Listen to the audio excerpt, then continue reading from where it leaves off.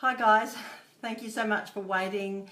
I don't know what happened with my phone this morning, but Facebook just wouldn't start, so but I'm here now, and I really appreciate your time. So today we're going to talk about staff retention. Now, as a coach, I get approached by two problems mainly. One is, how do I get more clients, Pam? And secondly is, how do I keep my staff, how do I make them happy? How do I keep them performing? Everything related to staff. That is the second highest problem that all salon and spa owners experience. So if you're in that category, don't feel like you're alone, because you're not. Staff management is a really, really tricky area to deal with. All those different personalities, all those different wants and desires and expectations.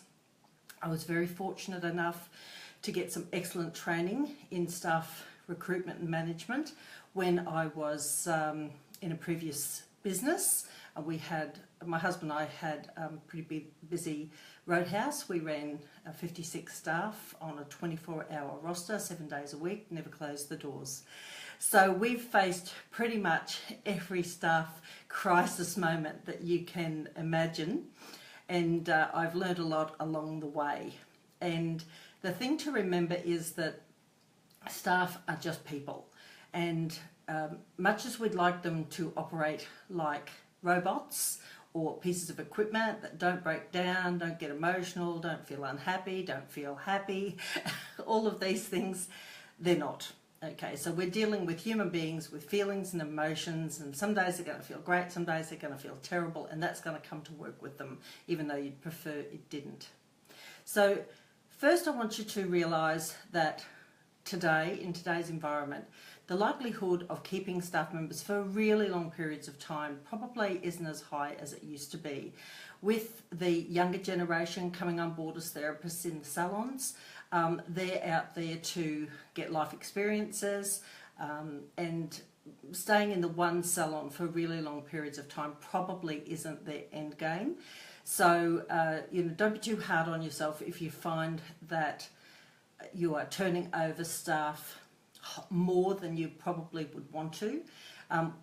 And even as I say that, though, there are things that you can do that will extend the life of a team member in your salon. So I got a couple of questions today, and one question was from Julie, and Julie really wanted to know about getting more engagement, having a happier team in the salon, and so I'm going to address that first. Thanks for coming along, Julie. I really appreciate having you here. So unhappy teams, let me tell you something I learned in a previous business, and that is the salon owner very much sets the mood of the salon for the day. And if, as a salon owner, you are under stress, perhaps struggling a little bit with getting the bills paid, worrying a little bit about client numbers and the dollars and cents that are coming into your business, this is actually going to spread amongst your staff. Your unhappiness, your tension, your stress, even though you may not intentionally be sharing that around, your staff members are going to pick up on that. Those little spidey hairs on the back of their neck are going to be tingling away, going, oh, the boss isn't happy today, I can see she's looking really stressed, she's got that little furrow in her eyebrow again, and they pick up on that, and that is an immediate downer for your team members. They are going to pick up on that, and they are going to very much move into that same zone as you're in. So my advice, first and foremost, is even if you have worries in your business, and we all have worries in our business, bringing them into the salon does not help your business, okay? Much as it's really hard to let it go. I got some really good advice many years back from a professional trainer, and she was training my team members, and she actually said see coming to work as a way of leaving your problems behind you for 8 hours, because if you bring them into the workplace, they are actually going to, make things worse, not better. So see it as an opportunity to kind of take that hat off and leave it outside the salon, so that when you walk in the door every day, no matter what's going on in the background, that you are bringing in a bright, bubbly, enthusiastic energy that will spread amongst your team members, because happy team members are most definitely more productive team members. So, when you think about that, sometimes by bringing in negative energy into your business, you are actually creating a bit of a downward spiral, which feeds into itself. So that's my first tip. If you're stressed and if you're anxious, make a conscious effort to leave that at home and walk in with a smile on your face and happy words coming out of your mouth. Telling your staff that you're looking forward to working with them that day, that you're going to have a really productive day. It's going to be an awesome day. We're going to have great clients today. We're going to hit our targets today. We're really going to be, on the ball. That positivity will flow through to your team members, because if you don't bring that with you, really it's very hard to go anywhere from that point. So that's the building block, that's the foundation of your happiness house. So make sure that you're doing that. You may not even be aware of the fact that you're bringing your stresses and worries with you. So now that we've talked about that, you're going to be much more aware of not bringing those things into the salon. So I've just got some notes down here. If you see me looking down here, this is why. She talked about how to make the team happier, but how do we know what they're unhappy about if we don't ask them? And often as a coach, when I go to work in a new salon, I will do a happiness survey with the team members. It's a little easier for your coach to do it because, it can be done anonymously and you do tend to get more honest answers. But it's a great way for you to gauge whether your team members are unhappy about certain things, because as the boss, sometimes we think it's this that they're not unhappy about, when in actual fact it's that. Okay, so, we're not mind readers, and one thing I've learned over the years is never to make assumptions about things like this. So it's a little bit hard to do it as a survey when you're the salon owner, but I certainly recommend that it's something that you could do as one-on-one review with your team members. Prepare a little survey and just walk them through it. Ask them things like, what do you love most about coming into the salon and working here? And what do you least like about working in the salon? What changes would you like to see made that would make you happier working in this salon?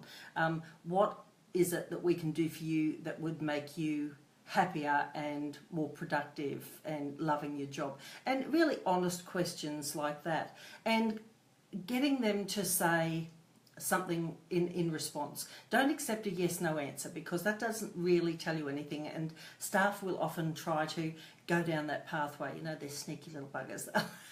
They'll avoid the question if they can.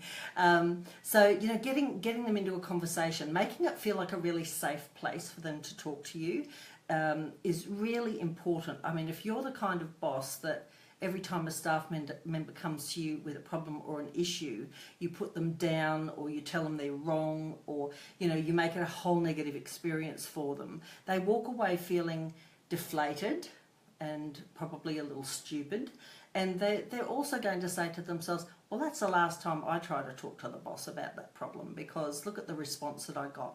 So you've just created an even bigger issue. So when a staff member gathers the courage to come to you with a problem, make time to listen.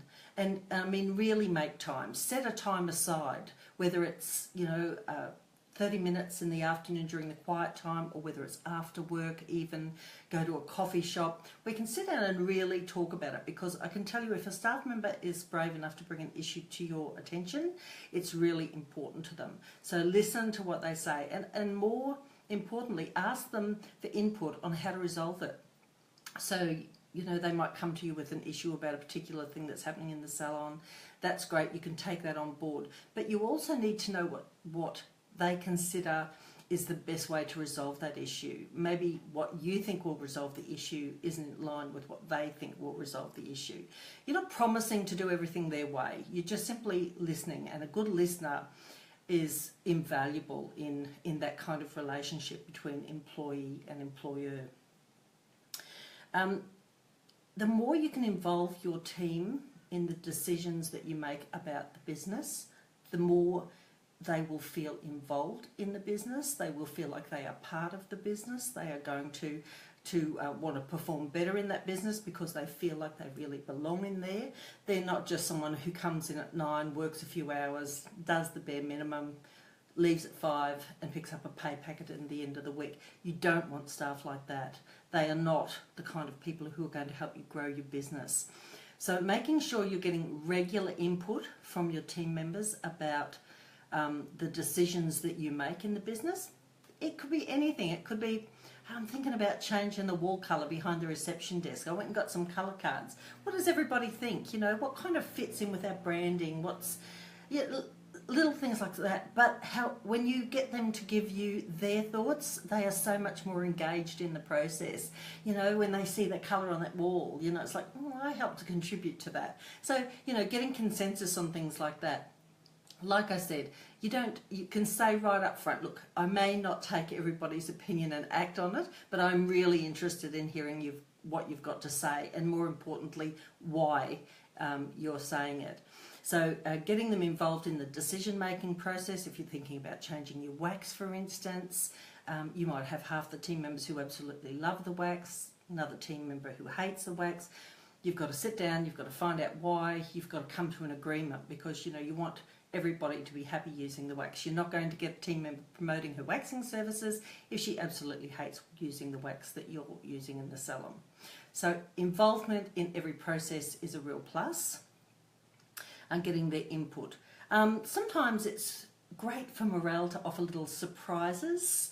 I'd suggest that it's not something that you do on a regular basis, like every Friday somebody wins a prize. One of those little things where you see team members who are performing above the required standards. You know, somebody that's you've seen's made a real effort. Mrs. Jones came in with a stroller, and, you know, one of the team members jumped up and kind of pushed the door open for her and helped her carry her down the stairs or something like that. Where you see people going above and beyond, that needs to be recognised, because when you recognise behaviour, that behaviour becomes a repeated behaviour, and other team members see that as well. And you've got to share the praise around a little bit, you know, don't just focus on your favourite therapist in the salon.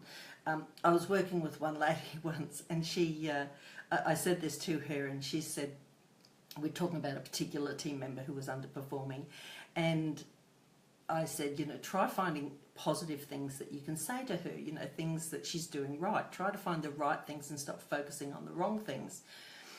So she thought about it for a while, and she came back and she said, well, I've given it a really good think out, and I've come up with the only thing positive I can say is she actually turns up to work. So I said, well, if that's what it takes. But actually, when she started making some more positive statements to this particular staff member who had been underperforming, she did actually really notice a big improvement in her performance. So, you know, positive reinforcement. Find your staff members doing things right and congratulate them on that. And try not to constantly be finding things wrong, particularly if they're small things that don't really matter. And when you do find things that are wrong and they're impacting on your business, the time to talk about that is not at team meetings. That is probably the worst possible place to talk about it. And not in front of staff members or clients, or not while you're on the go and you're rushing between clients or anything like that. These kind of things need to be talked about in a quiet place where you've got time to discuss them fully, which would be like the one-on-one team review that hopefully you're doing each month with each staff member. other things that really help to get your team motivated is knowing what they want from their job. Now, most team members want to know, want to learn new skills. This industry is growing so fast, and I'm in quite a few groups on Facebook, as I'm sure you are also, and you just see the new equipment that's out there, and the new technology, and the new techniques, and the new products that are coming out, and ingredients. And honestly, I don't know how you keep up with the girls. I'm glad I'm not doing it anymore. I'm glad I'm on this end, because I just think that you've got so much to keep on top of it. But young therapists and older therapists as well may want to continue to grow in the industry. They want to feel like if they're staying in your salon that they're going to continue to progress as a professional. So make sure you understand the kind of things that they want to learn. You might be a salon that just offers basic stuff, and your team members might want to consider learning how to do something that's a little bit more advanced, maybe micropigmentation, maybe it's just microdermabrasion, or a new treatment modality. And it might often be because they're hearing their clients talk about it, and so it could be a business opportunity for you as well. But keep up the training, let them know that you're interested in helping them to grow as a professional, and they will respond to that. They will feel like they've been heard and that there is a future in your business with you. Rewarding effort is really important. If you haven't taken the time to work out a bonus program, I suggest you give that some thought. We all like to be rewarded for an effort, particularly one that's above the standard. I believe that staff should be rewarded for outstanding performance, because let's face it, they get paid for turning up. So what we want to do is we want to set some benchmarks for the salon, where we're at, where we'd like to be. And for those who reach those benchmarks, who reach those goals, consider how you can reward them financially, because at the end of the day, we all need money to live. We can't live on love. So whilst I'm a big believer in always saying thank you and verbally acknowledging that extra effort, I think you've also got to look at how you can financially reward your team members as well. And let's face it, you're only giving them a little piece of the extra money that they're bringing in to your salon, whether it be for services, whether it be for retail, whether it be for selling packages, whether it be for rebooking. If any of these things that have been benchmarked and they perform above that, there should be a way to reward them that's financially viable for you. I mentioned about doing monthly reviews. So many people avoid doing monthly reviews. Oh, I don't have time, or the girls really hate it, or I don't know what to say. I know there's 1,000 reasons why you shouldn't, but there's a million reasons why you should. So what I'm going to do is suggest that you do monthly reviews, but you make them a positive experience for your team members. You make them a time when you're going to sit down and take an interest in them and their needs. And it's not about telling them, oh, you've done, really bad job, your retailing just isn't up to scratch. Yes, things like that need to be discussed in a positive way. How can I help you reach your retail? What can I do? What training do you need to help you kind of hit your goals? More of a supportive type of conversation. But it really is important, because team members need to know where they stand in the business. Are you happy with them? Are you unhappy with them? They can't do anything when they're stuck in this little vacuum without any information or without any feedback. So try to make time to do monthly reviews. Make them a positive experience. Always finish on a positive note with your team members. Yes, address any problems in a way that's very supportive. How can I help you to achieve this? But I think you'll find that doing that will give them an opportunity to also speak up. They need to feel comfortable with you, but they also need the opportunity to speak up and tell you when they're not happy about certain things, or where they need more help to do better. So Christy, hi Christy. Christy also asked a question for today's live chat, and she asked about finding out what team members want for team training, and let's have a quick look here, and how to get team members to step up and get the best out of them. I think I've kind of covered a lot of the second part of that question, Christy, about how to get the best out of your team members. It's not just one single thing, it's just a very broad spectrum approach to handling staff. But I do have some tips on getting team training a bit more interactive. And first thing is, I would say to you, most salons I've worked with have the same approach to team training, and that is they organise team training. Staff are expected to come along, often outside their own work hours without pay. That's the first thing where it goes wrong. And they use that opportunity to discipline their staff and tell everybody how unhappy they are with their performance. This is not the time nor the place, and this is not a training meeting, okay? So if you're going to have team training, make sure it's team training, and keep those little negative comments about performance issues to your reviews so that you're not humiliating anybody. And you know, so many bosses are guilty of, you know, when one team member is doing something wrong, spreading all of that unhappiness amongst the rest of the team. That problem belongs to one team member. It does not belong to the rest of the team who may be performing perfectly well. So put it where it belongs. Put your problem with the team member who needs to have it addressed, and leave that away from the rest of your team members. Might not be quite as easy for you, but you've got to man up because you're the boss, okay? Right, great team meetings. Here's the way to go. Let your staff know when there's going to be a team meeting. Give them plenty of notice, at least a week's notice for the team meeting, and do up an agenda. Okay, so it doesn't have to be anything fancy. You don't have to go out and buy a business book on how to run meetings. Simply just say, this will be when the meeting is starting, this will be when it's finished, these are the topics that we will be discussing at the meeting. And then you ask the team members to bring along some ideas on these topics. So your team meeting might be about how to improve customer service in the salon.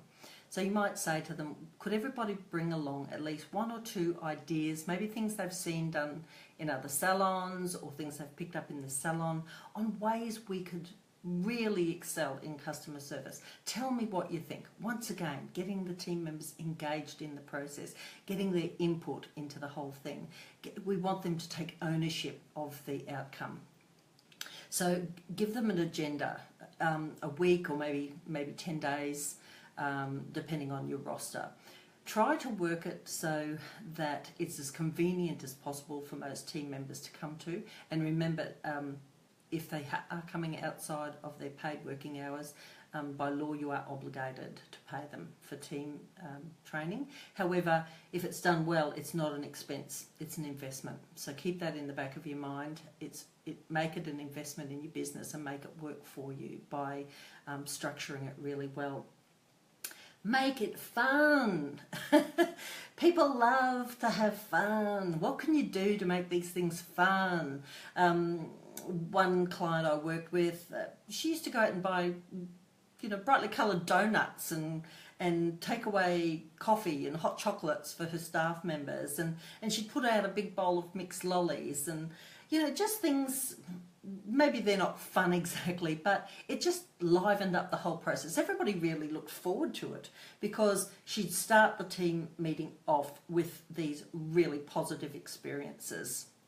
They started on time, they finished on time, and she used this process that I've talked about previously about getting engagement for the team members. If you've got some team training you want to do, whether it's some product training or some service training or some customer service training, whatever it is you want to do, pick a team member out who you feel really excels in this area and ask her to run that program for you. This is just such a great way of getting input and involvement for your team members. With product training, it's actually really good because you can, you know, most salons carry, well, how many products? Depends on the size of the salon. But let's pick a number, 20. Let's say you carry 20 different products in your product range. And if you've got a few staff, that means that you can do rolling product training, asking the team members to go and research these products and do a presentation to the rest of the team. So they get to be the trainer on the day. And I tell you what, they will learn so much information themselves, and so will the other team members, because it will be a novelty for them to have a team member doing the training, and you can sit back and relax and take it all in and enjoy the process, because they will enjoy the process so much more when it's not you always doing the training delivery. So overall, a team meeting should be about growth. It's not about discipline, it's about growth. How can you grow the team? How can you grow them emotionally, spiritually? How can you grow their skill sets? How can you grow their confidence? All of these things. So if it doesn't kind of tick off as a growth strategy, maybe leave it behind or save it for that one-on-one team review. When you see people being successful, like I said earlier, share that success around. Pat them on the back. Say, oh, I saw Sally Ann, really going out of her way for her client this week. She did such and such, and that was really lovely to see, Sally Ann. When you acknowledge positive things like that, not only does it get repeated by the person who had it acknowledged, but the other team members will pick up on that as well. I mean, everybody likes to be acknowledged for something positive, and so acknowledging things like that in a public and positive way, you don't have to make a big fuss of it. It just has to be a quick mention, but it doesn't go unheard, and so I really recommend that. And the other thing is to understand your team's limits. So when you employ staff, let's say you've got a salon with 3 or 4 team members, they're all going to be good at some things and not so good at others. Some are going to be outstanding with massage and terrible with customer service. Some are going to be, fantastic at facials, but just the worst in the world at waxing. So understand that we're not all the same, and we may never all be the same. You may never have them all doing fantastic facials, all doing fantastic. So when you have expectations of your team members, understand their limits. Offer to help them with training in the areas where they're weak as much as possible, but do understand that sometimes they're never going to achieve the ultimate level of professionalism in that area, and understand that when you're setting goals for salon team members as well, because not everybody's capable of selling $1,000 worth of retail a day. Some people might only be capable initially of selling 20. Well, if you could get them up to selling $100 a day, well, you've made an enormous difference in their life. And they've returned 5 times as much revenue to your salon by doing that. So understand the limitations of the team members and be fair and realistic about your expectations for each person when you're setting those salon goals. Now I'm just going to have a quick look. I don't seem to have any more questions for today. So all of those things I talked about today are going to add to your team retention. Happy staff members are not only going to be more productive, but they're going to stay longer and help you grow your business. And that makes your life a lot easier. So that's it for today. I hope you've enjoyed that little talk. If you've got any more questions, please feel free to leave a little comment or a question below. I'm really happy to answer them for you. And that's it for today. I'm going to try and run a session for you next Monday. However, I may be out boating on Monday.